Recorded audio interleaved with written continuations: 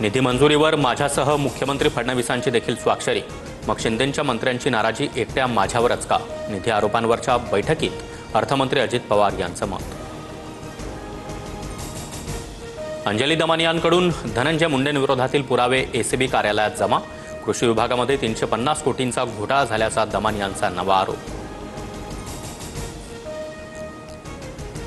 वाल्मी कराडला बीडमध्ये ठेवण्यामागे अधिकारी सुपेकरांचाच हात। दमानियांसह सुरेश धसांचे आरोप। फसवणे प्रकरणामध्ये वादात आलेल्या जालिंदर सुपेकरांनी आरोप फेटाळले।